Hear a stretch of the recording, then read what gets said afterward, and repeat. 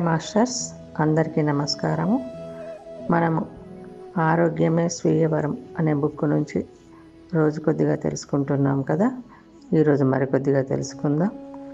ముందుగా బ్రహ్మర్షి పితామహ దంపతులకు నమస్సుమాంజలుడు. ఇంతవరకు మనము ఎవరి రోగాలకు వాళ్ళే కారణం అని తెలుసుకున్నాం. ఈరోజు ఆత్మశాస్త్రమే ఆరోగ్య శాస్త్రం.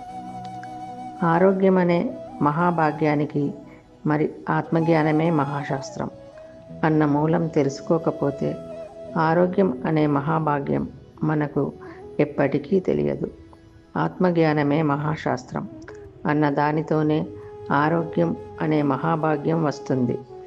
మనం ఇప్పుడు ఈ ఆత్మజ్ఞానం అనే మహాశాస్త్రం ద్వారా ఆరోగ్యం అనే మహాభాగ్యం ఎలా సిద్ధిస్తుందో, ఆత్మశాస్త్రమే మహాశాస్త్రం.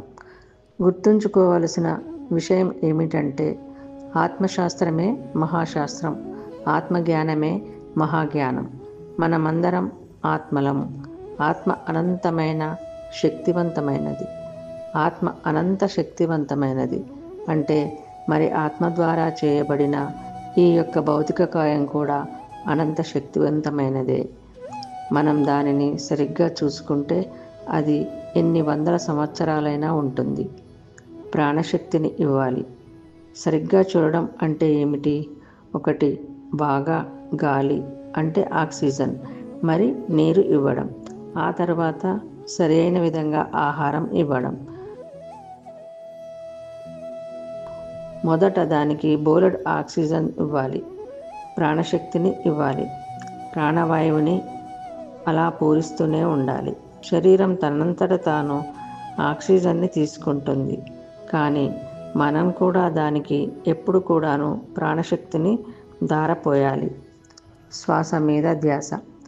ప్రతిరోజు కూడాను కళ్ళు రెండు మూసుకొని గంట సేపు 2 గంటల సేపు శ్వాస మీద ధ్యాస ఉంచడం ద్వారా అద్భుతమైన ప్రాణశక్తిని మనం ఆ శరీరంలోకి పంపుతాం. అప్పుడు ఎన్ని వందల సంవత్సరాలైనా ఈ భౌతిక కాయం ఉంటుంది. విశ్వమయ ప్రాణశక్తితో తయారైన ఈ యొక్క వాహనానికి ఎప్పుడూ కూడాను విశ్వమయ ప్రాణశక్తిని సరఫరా చేస్తూనే ఉండాలి. ప్రతిరోజు 24 గంటలు విశ్వమయ ప్రాణశక్తిని సరఫరా చేయడమే ఆనాపానసతి యొక్క లక్ష్యం.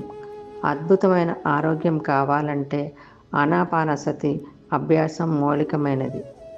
ముమ్మిడివరం బాలయోగి. ముమ్మిడివరం బాలయోగి ఏమాత్రం భోజనం లేకుండా మరి ప్రాణశక్తితోనే, యోగశక్తితోనే, ధ్యానశక్తితోనే మరి చక్కగా అన్ని సంవత్సరాలు జీవించారు.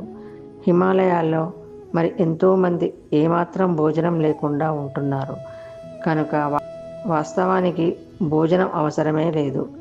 కావలసిందల్లా ఈ యొక్క అద్భుత భౌతిక కాయానికి విశ్వమయ ప్రాణశక్తి అలా సదా పూరిస్తూ ఉండడమే. కనుక ప్రప్రదమైన భోజనం ప్రాణశక్తి, విశ్వమయ ప్రాణశక్తి. ఈ శరీరానికి ఆ విశ్వమయ ప్రాణశక్తిని అందించే విధానమే ఆనాపానసతి. కనుక ప్రప్రదమైన ఆరోగ్య సూత్రం ఆనాపానసతి, ప్రాణశక్తిని పూరించడం. ఓకే మాస్టర్స్, ఈరోజు ఇంతటితో ముగించుకుందాం. తిరిగి రేపు మరికొద్దిగా తెలుసుకుందాం. అందరికీ ధన్యవాదాలు. బ్రహ్మర్షి పితామహకు నమస్కారములు. మనమందరము ధ్యానము, స్వాధ్యాయము, సజ్జన సాంగత్యము, శాకాహారము పాటిద్దాం, స్ప్రెడ్ చేద్దాం.